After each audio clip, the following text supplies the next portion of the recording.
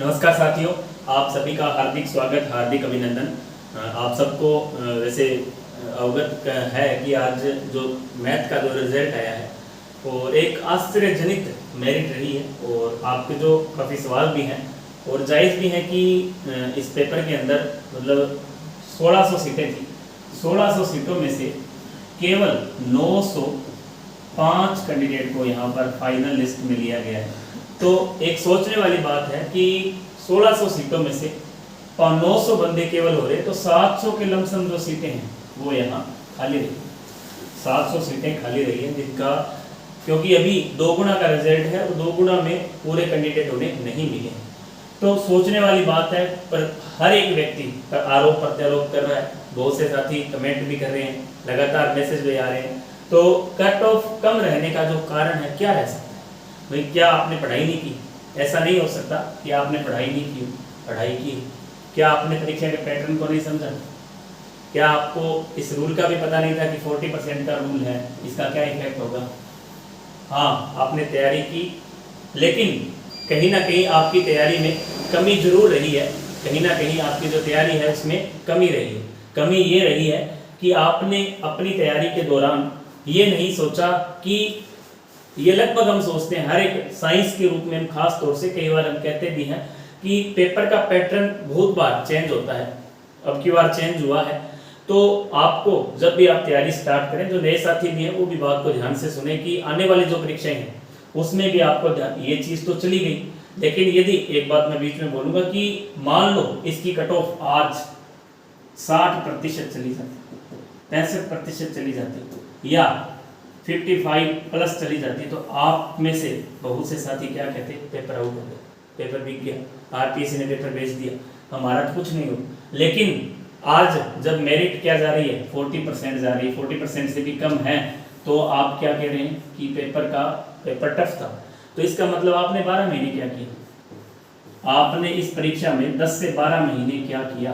क्या आप 40% भी सही नहीं कर पाए? क्या आप 40% मतलब 60% भी सही नहीं कर पाए? 150 में से 60%, जिसमें 60 में से मैथ के 60 भी नहीं, आपको 40 ही सही करने थे। 20 तो टीचिंग मेथड थी, क्या वो भी टफ था? भी कहने का मतलब है कि आप 130 में से केवल 40% भी सही नहीं कर पाए। आप एक बार सोचे इस बात को। मैं कोई किसी की बढ़ाई, किसी की बुराई नहीं कर रहा हूँ, किसी भी इंस्टीट्यूट की बढ़ाई नहीं कर रहा हूँ, किसी इंस्टीट्यूट की बुराई नहीं कर रहा हूँ, मैं आपकी बुराई कर रहा हूँ। जो सच है वो आपको बता रहा हूँ। आप सोचकर तो देखें एक बार कि हम केवल 40% ही नहीं सही कर पाए। मान ली बीएससी की, आपको बीएससी का पूछा है सिलेबस, लेकिन उससे पहले आरपीएससी ने शायद ये भी डाला होगा कि अब की बार जो सेकेंड ग्रेड का एग्जाम है, सिलेबस में भी अपडेट हुआ था, उसमें हटा दिया था कि जो कहीं से भी कैसा भी पूछा जा सकता है। पहले ये रूल था कि सिलेबस में लिखा हुआ था कि इतने नंबर, इतने प्रश्न जो है ग्रेजुएशन पार्ट से पूछे जाएंगे, इतने प्रश्न सीनियर सेकेंडरी लेवल से पूछे जाएंगे। तो आपको ये भी अवगत करवाया था जब नई वैकेंसी आई थी, सिलेबस जब जारी हुआ था, तो इस बात को भी आपको अवगत करवाया गया था कि ये सिलेबस रहेगा। क्या आपने उस टाइम भी ध्यान नहीं दिया? चलो चली गई बात, कोई बात नहीं, ध्यान नहीं दिया। लेकिन क्या आपने मैथ को 11वीं 12वीं में नहीं पढ़ा है? बीएससी में मैथ नहीं पढ़ी आपने? पढ़ी। लेकिन फिर भी क्यों? क्या हमारे 40% आपने कोचिंग भी की है, आपने 8 से 10 महीने कोचिंग भी की है, तो फिर भी हमारे क्या 40% भी मैथ में नहीं सही हुई? मतलब कहीं ना कमी, मैं आपको कहने का मतलब, मैं आपको डीमोटिवेट नहीं कर रहा हूँ, जो सही धरातलीय बात है वो बता रहा हूँ कि आप कमी हमारी खुद की रही है। ये आपको आज सोचना होगा, समझना होगा। चलो कोई बात नहीं, वैकेंसी चली गई, वैकेंसी आती रहती है और आ जाएगी, कोई बड़ी बात नहीं है। लेकिन ये जो गलती आपने की है भी, आपने टारगेट फिक्स नहीं किया, क्योंकि हम तो तैयारी करें कैसे? हमारी रीट भी साथ थी, फर्स्ट ग्रेड भी थी और सेकंड ग्रेड भी, तो हम तो सभी में, हमें तो तीनों ही पेपर पास करने थे ना, क्योंकि हमारा टारगेट तो था ही नहीं। पहले फर्स्ट ग्रेड आ गई, फर्स्ट ग्रेड के भी लग गए, second grade I, second grade भी दे लिया, रीट आई, रीट भी दे लिया, बीच में पटवारी आ गया। मैथ तो ठीक है मेरे, चलो पटवारी की भी कर लेते हैं। तो ये जो खामियाजा आपने भुगता है, उसका कारण असल में ये नहीं है कि 40% का जो रूल था, ये कोई रूल नहीं है, ये कोई उसका सही कारण नहीं है। सही कारण ये है कि आपने सही तरीके से मेहनत नहीं की, आपने टारगेट भी फिक्स नहीं किया। ये वीडियो सभी के लिए महत्वपूर्ण है, जो चाहे साइंस का विद्यार्थी हो, चाहे एसएसटी का हो, चाहे हिंदी का हो। आपको जब तक आप टारगेट फिक्स नहीं करेंगे, ऐसा आपको ये मेन कारण यही है कि आपने केवल फर्स्ट सेकंड ग्रेड को नहीं दिए 8 से 10 महीने, आप बीच बीच में आपने रीट पात्रता की भी तैयारी की, इसके अलावा आपने फर्स्ट ग्रेड का भी 2 महीने पढ़ा, रीट मुख्य पढ़ा, आपकी पात्रता पास हो गया, आपने रीट मुख्य परीक्षा को भी 3-4 महीने दिए, और उसके बाद बीच में भी कोई ग्राम सेवक जो भी वैकेंसी आई उसमें भी आप पढ़े, क्योंकि हमारी मैच भी मजबूत है, हम कर सकते हैं। ऐसा आपको आगे आने वाली भर्तियों में नहीं करना है।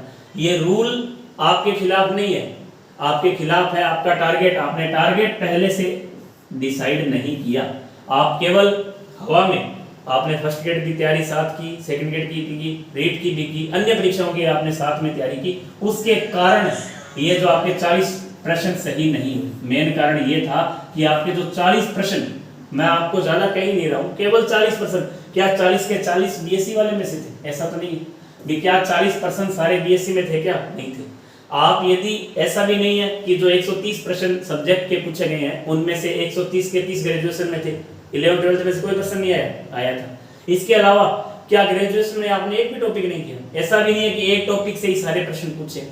इस बातों में ये जो बातें आपने बताई हैं मैंने सुनी भी है, अभी मेरिट के बाद भी काफी साथी जुड़े हुए हैं, तो उन्होंने ये, हालांकि पेपर के बाद से भी लगातार चर्चा में था, पहले से पता था कि इसकी कट ऑफ कम जाएगी, लेकिन आपको मेन बात ये है, इस बात का जो निचोड़ है ये है कि आपको आज का जो कंपटीशन का जमाना है इसमें ये पता नहीं चल पाता कब क्या हो जाए, इस चीज का हमें पता नहीं है कि कब क्या कंडीशन आ जाए, कब क्या हो जाए। इसलिए आपको जब भी आप तैयारी स्टार्ट करें उस समय आप अपना जो टारगेट है वो जरूर फिक्स कर लें। जब तक अपना आप टारगेट फिक्स नहीं करोगे तब तक हमें सफलता नहीं मिलेगी।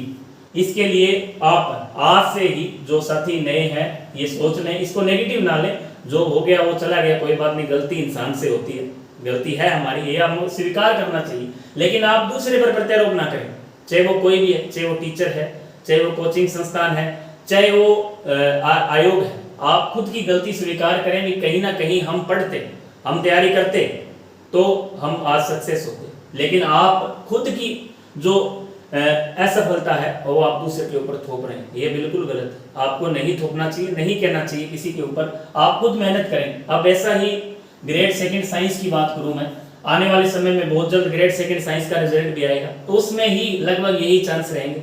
वहां भी हमने मेरिट आपको 200 के आसपास बता रखी है, कैंडिडेट जो 200 से ऊपर जा रहे हैं वो सिलेक्शन की दौड़ में है। क्या आप उनके साथ भी ऐसा होगा? क्या उन्होंने भी टारगेट, आप जब खुद सोचेंगे तो आपको पता चलेगा कि हाँ वास्तव में मैंने सेकंड ग्रेड को कितना दिया। और जिन साथियों ने सेकंड ग्रेड की मन तन धन से तैयारी की है, लगातार जुड़े रहे हैं, 8 से 10 महीने जो कोचिंग या कोचिंग के बाद सेल्फ स्टडी भी खुद ने केवल टारगेट फिक्स करके जिन साथियों ने तैयारी की है, लक्ष्य का चयन किया है अच्छे से, तो उनका सिलेक्शन 100% हुआ है। चाहे आप रीट का करो, चाहे फर्स्ट ग्रेड का, पटवारी, कोई भी भर्ती हो, पुलिस का कोई भी एग्जाम हो राजस्थान की, यदि आपने टारगेट बेस करके उस परीक्षा की तैयारी की है तो आपको सफलता निश्चित मिली है। जब भी आप, हमेशा के लिए मैं आपको एक सही बात गाइड कर रहा हूं कि कभी भी आप अपनी जो असफलता है उनको दूसरे के ऊपर थोपना छोड़ दो। जिस दिन आपने ये समझ सीख लिया भाई ये परीक्षा कहीं ना कहीं कमी मेरी रही है, इस कारण से मैं इस परीक्षा को पास नहीं कर पाया, तो आप इसमें नहीं अगली परीक्षा में जरूर सफल होंगे। तो ये कोई बड़ी बात नहीं है, सीटें खाली रही हैं। हालांकि इसमें ये हो सकता था कि गवर्नमेंट है, जो सरकार है या आयोग है, उसको ये सोच ले, हालांकि पहले उन्होंने विज्ञप्ति में दे रखा है कि ये 40% का रूल है, यदि वो चाहे ऐसा सोच सकते हैं कि जो सीटें खाली रही है उन्हें हम भर दें, बैकलॉग के द्वारा जो सीटें खाली रही है उनको, जो कैंडिडेट नीचे की लिस्ट में है जिनके 40% से कम है उनको ले लें, लेकिन ऐसा ले भी नहीं सकते क्योंकि वो भी मैटर कोर्ट में जाएगा, तो ऐसा भी संभव नहीं है। तो अब तो ये सीटें खाली रहेगी, लेकिन आगे आने वाली जो परीक्षाएं हैं कोई बड़ी बात नहीं है, आगे भर्ती आती रहती है, कोई अब एग्जाम हुआ है अगले साल और आ जाएगी। तो लेकिन अब आगे के लिए आपको ये ध्यान में रखना है कि हमें उस परीक्षा के लिए टारगेट है जो आपको फिक्स रखना है, हमें सभी तरफ नहीं भागना है, केवल एक परीक्षा को टारगेट करना है, चाहे वो ग्रेड सेकंड हो, फर्स्ट हो, कॉलेज लेक्चर, कोई भी परीक्षा हो, उसको आपको पहले फिक्स कर लेना कि हाँ हमें इसकी ही तैयारी करनी है, इसके अलावा कुछ भी नहीं करना, तो आप 100% सफल होंगे। ये जो वीडियो मैं डाल रहा हूँ इसमें किसी का कोई वो नहीं है, केवल मैं मेरे जो विचार है वो आपके साथ साझा कर रहा हूँ, जो सच्चाई ये है, सच्चाई में आपको ये वाकिफ करवाना चाह रहा हूँ। हो सकता है मेरी बातें आपको चुभ रही हो, हो सकता है आपको लग रहा हो कि सर ऐसे कैसे बोल रहे हैं, जो हकीकत है वो मैं आपको बता रहा हूं कि कहीं ना कहीं इसमें गलती हमारी है, इसको आप स्वीकार कर लें और आज से ही उसी परीक्षा के लिए आपका जो टारगेट है उसको फिक्स कर लें। चाहे आप फर्स्ट ग्रेड करें, सेकंड करें, थर्ड के कोई भी परीक्षा है, उससे आज से ही उसमें लग जाएं। और जो बातें बीत चुकी हैं, किसकी कमियां रही, क्यों नहीं पढ़े, क्या कमियां रही, उनको आप छोड़ दो, क्योंकि अब बातें बीत चुकी, रिजल्ट आ चुका, थोड़े दिन बाद ज्वाइनिंग मिल जाएगी, तो वो अब कुछ नहीं रहेगा। आप नई आगे की जो रणनीति है वो आज से ही सोच लें कि हमारी क्या कमियां रही, हमारी कमियां क्या रही जिस कारण हम इस परीक्षा में सफल नहीं हो पाए, और इस परीक्षा के लिए आज से ही अपनी जो रणनीति है वो बना लें और नेक्स्ट जो तैयारी अपनी स्टार्ट कर दें। समय व्यर्थ ना करें, किसी पर भी थोपने से अच्छा है कि आज से अपनी जो नई स्टिक रणनीति है वो जारी कर लें और सोचें भी हमें आगे जो परीक्षाएं हैं उसकी किस तरीके से तैयारी करनी है, किस तरीके से प्रिपरेशन करनी है। और दोनों पेपर का हमें ध्यान में रखना है। फर्स्ट पेपर, किसी भी पेपर को, किसी भी सब्जेक्ट को हमें हल्का नहीं लेना है, कैसा भी कभी भी कुछ भी हो सकता है। ये आज मैथ की जो मेरिट है उसने सिद्ध किया है। और आप ये भी मानकर चलें, मैं ये नहीं कह रहा हूँ आपने मेहनत नहीं की, आपने मेहनत की है, आप पढ़े हैं, लेकिन आप किस दिशा में पढ़े हैं, कैसे पढ़े, ये चीज आप देखें भी। हाँ, मतलब आप जब युद्ध में, एक बात बताओ, जब भी आप युद्ध में जाते हैं तो आप बिना हथियार युद्ध में जाएंगे? अब हो सकता है सामने वाला क्या हो, कैसे आए, कब आ सकता है, पीछे से वार करेगा, आगे से, कहीं से भी वार कर सकता है। तो हमें एक मजबूत सेना के साथ उतरना होगा, मजबूत हथियारों के साथ उतरना होगा, दृढ़ संकल्प के साथ उतरना होगा। जो भी परीक्षाएं आगे आती हैं उनके लिए आज से ही अपनी जो अच्छी रणनीति है वो तैयार करें और इस परीक्षा को आप नेगेटिव ना लें। देखो, सफलता असफलता हमारे एक ही सिक्के के दो पहलू। जब हम तैयारी सफल असफल वही होते हैं जो तैयारी करते हैं, जो तैयारी नहीं कर रहा वो तो पहले से असफल है, वो क्या असफल होगा। तो असफलता कोई ऐसे नहीं भी असफलता नहीं मिलती, सब असफलता उन्हें ही मिलती है जिन्हें सफलता मिलती है। जो तैयारी करते हैं उन्हें ही असफलता मिलती है। हर एक सफल व्यक्ति पहले असफल होता है, ये चीज आप मानकर चलें। कोई भी व्यक्ति है, मैं हूं या मेरा साथी कोई और है जो परीक्षाओं में सफल हुआ है, लेकिन वो कहीं ना कहीं पहले असफल हुआ है, तभी उसे सफलता मिली। ऐसा नहीं है कि आप डायरेक्ट सफल हो जाएं। ऐसे गॉड गिफ्टेड लोग 1% होते हैं, उसमें आप तुलना मत करो उनके साथ। आप केवल अपना ये ध्यान में रखो भी असफलता आज आपको मिली है, आज का ये वीडियो है, आगे आने वाले साल भर बाद जब आपका अगला रिजल्ट आएगा तो आप याद करोगे भी हाँ सर ने बात सही की थी, हमारी कहीं ना कहीं ये गलती थी कि हमने टारगेट है जो अपना फिक्स नहीं किया। तो इन्हीं शब्दों के साथ मैं अपनी वाणी को विराम दूंगा। नेक्स्ट वीडियो में फिर आपसे मुलाकात करेंगे, तब तक के लिए जय हिंद, जय भारत, जय राजस्थान।